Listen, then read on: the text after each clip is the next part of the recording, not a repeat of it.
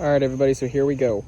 I finally rounded up the holy trinity, the holy grail of probably the three biggest and or most well-known Japanese trimmer companies, at least from back then. But Maruyama still does Japanese built stuff today. We have a Maruyama, a RedMax, and a Shindaiwa. We have a Maruyama LET260 or BCL2550, built sometime back in the 90s in Japan. Maruyama is the only equipment company, as far as I know today, that makes trimmers and or leaf blowers still in Japan. But if you're talking about like tractors and stuff, you go to Kubota. This I bought for $40. I put new fuel lines on it, a tank vent, fuel filter, a spark plug, basically a main tune-up. It still runs really good, no issues there. Then we have my most recent model, a RedMax G20LS, also known as the TR2350S. This is a 25.4cc engine. This RedMax is a 22cc engine, made in Japan but assembled in the United States. This is like, back then, I mean, this was probably like the base model RedMax trimmer, because I mean, it is only 22 cc's. But being only 22 cc's, it actually has the largest cutting swath at 19 inches because of that guard, how far away it is from the trimmer head. So that's definitely a plus. And I personally think it has the nicest handle design compared to the identical other two. 4 bolts on top, then we got 4 bolts on the side, then we got also 4 bolts put through the side. But I think this is the most aggressive and nicest looking handle personally. So the RedMax does get a point for that. The most powerful unit is the Maruyama. There's the RedMax. I did new fuel lines and a fuel filter, and I put in a used spark plug to change out the one that actually had cracked ceramic on it and was making a spark travel through the plug right here. Visually, you could actually see spark, and it would shock you when you put your arm back here. So I fixed a hazardous problem, cleaned it up really nice. I still need to get some of the after photos for it, but it's definitely very nice. I haven't cleaned the Maruyama or the Shindaiwa yet, but they're still both pretty nice. They're all pretty nice, I mean. Sorry, I can't speak, kind of out of breath, but Maruyama. Then we have the Shindaiwa 22T. I got the Maruyama first out of all these. I got this one for 40, got the RedMax for 50, and I got the Shindaiwa 22T for 35. The Shindaiwa 22T HomePro. This is the straight shaft version of the HomePro. The 22F model is the one that's curved shaft. This is the smallest engine, a 21.1cc engine. This one was made in Japan, like all good things are. Let's see. This, I actually think sounds the coolest. I think it sounds the best personally, but I will also say that if you take this Shindaiwa 22T and compare it to an Echo SRM225 or the Shindaiwa 21cc model, I forget what that one's called, the same thing as the SRM225, I personally think that this one is more powerful than the Echo, and I think it sounds way better. I just think this is an overall better unit anyway. Out of all of these, I think the Shindaiwa would actually be my favorite, but my second pick would be the RedMax. The Maruyama just isn't my favorite. It just isn't, even though I like it. It's just not my top pick. And it's not because it's got more power and it's heavier. It's really not heavy. None of these are heavy models at all. But, I actually don't remember what the cutting swath is on the Shindaiwa. But based off of how close the guard is to the trimmer head, I would imagine that it's probably the smallest. The Maruyama has the second largest, which it's probably like 17 inches, I think. But the RedMax does have the largest cutting swath, because I do know that if you look at like trimmers at Lowe's, like if you look at a Husqvarna 525 LST Mark II, I'm just saying that one randomly, it has the same exact guard design except it's orange, and it is a 19-inch cutting swath. So to have a 22cc model with that big of a cutting swath is quite impressive. Do any of these units need anything? I can quickly list that real quick. The problem with the Maruyama is that the choke lever doesn't like to stay up like perfectly. So if I have to cold start it, I actually have to hold this up manually, because that's more like half choke. So that's a bit of a problem, but that's just like normal wear and tear. The other thing is that the hole right here, that is actually broken, as you can see, and this is loose. Have it taped so it doesn't move forward out of the handle, but other than that. Now the third problem, which is actually the most annoying, is for some very weird reason, and I actually put an Echo speed feed head on it that actually didn't have this top black washer on it, and it didn't fix the problem, is the line cannot hit the line cutter for some reason.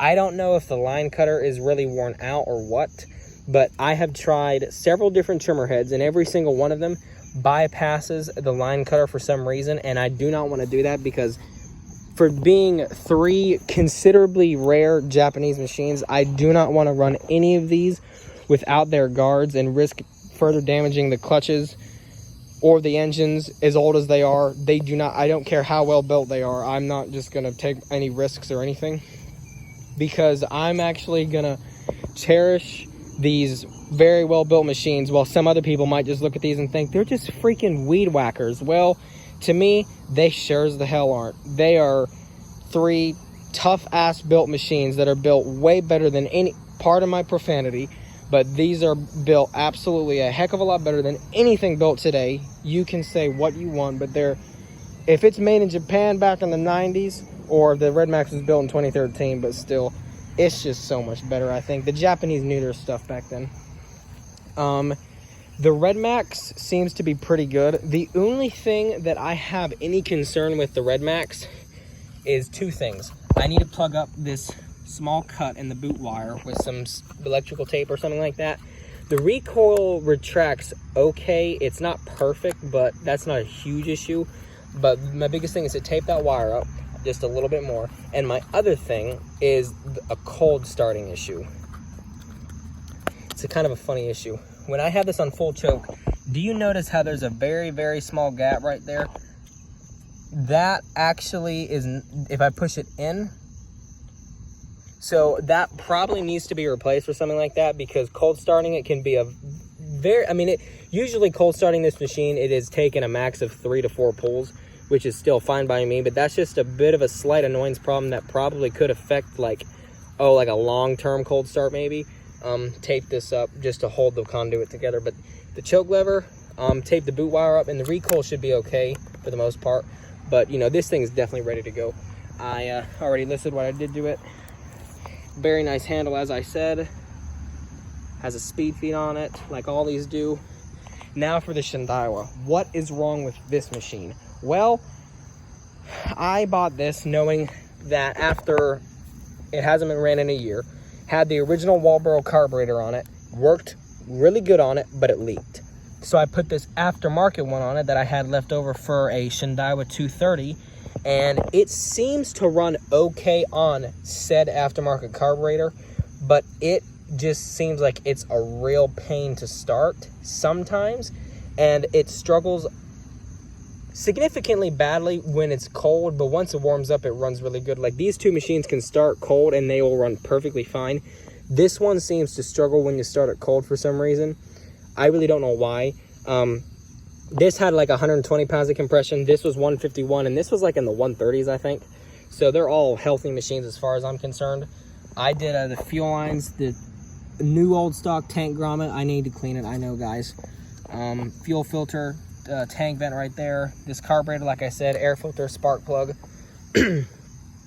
So it's iffy, I will say, but it is definitely running good as far as I'm concerned. Like I said, the slight hard starting issue is a bit of a scare, because it's like, and when it runs poorly when it's cold, it kind of worries me, because I feel like something else is wrong with it. Because if it's got the slightest issue wrong with it, being this machine out of the 3, it just scares me, because I really, if it's like an issue, I want to fix it, especially being the 22T, obviously.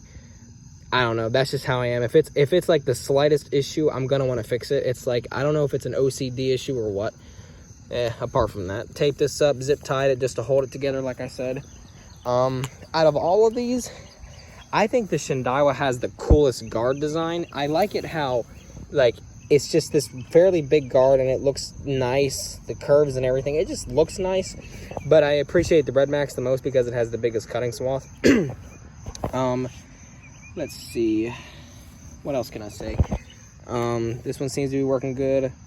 all these. What I will say though is what's really funny is on all three of these machines, it's like the clutches work, but I don't think they work really good on none of these, because I will definitely tell you guys, and you guys probably have seen on previous videos, that even if I have the idle at a decent low speed, sometimes all of the trimmer heads will move on these for some really weird reason, even when the idle is low. So I really don't know why that is, but then again, if they're the original clutches on machines that are all 10 plus years old, I mean, how could you complain, right? So yeah, this video is now going on 10 minutes and 30 seconds long, way longer than it needed to be. But anyway, I just was gonna let you guys know that I finally have acquired the holy trinity of Japanese trimmers. I can't think of any other trimmers, at least, that were built in Japan. I mean, we got Maruyama, there's RedMax, and there's Shindaiwa. I know there's like a John Deere string trimmers that actually had Mitsubishi engines on them back then, which was also Japanese, I think. That's something else, but I actually saw one day, but I passed up the deal on buying it. Wasn't in the bestest of shape. Ran fine, but I just was kind of scared from it. But so yeah, I would say this is pretty cool. And of course, along with these three, I have my Shindaiwa C260 brush cutter, which is a roll. It's really awkward, I will say, honestly, and I will only use that if I need to. But for now, I have these three. I am not going to be getting rid of these. These are probably going to be my main use string trimmers versus everything else, because I just like all these the best. They're all lightweight, well-balanced, powerful trimmers that I would prefer over anything else that I have any day. And I will tell you guys, if you made it to the end of the video, congratulations. I do plan on buying, which this is going to be a long time coming from now, but one trimmer that I do plan on buying is probably going to be a Shindaiwa T262, because I pick it over the Echo SRM 2620 because of the 3-inch larger cutting swath, because it's, you know, 20 inches instead. That would probably be a trimmer that I would buy to like replace my 91R, because I hate the 91R. You guys heard me ranting about it. I'm not going to talk about it anymore, but you know, that would be one thing. So yeah, I mean, I got plans for more equipment in the future, but you know, we'll deal with these three machines for now. So yeah, it's getting kind of dark. It's like 9 o'clock, but there you go. Thanks for watching, and if you made it to the end of the video, congratulations. This video was way longer than it needed to be, so yeah.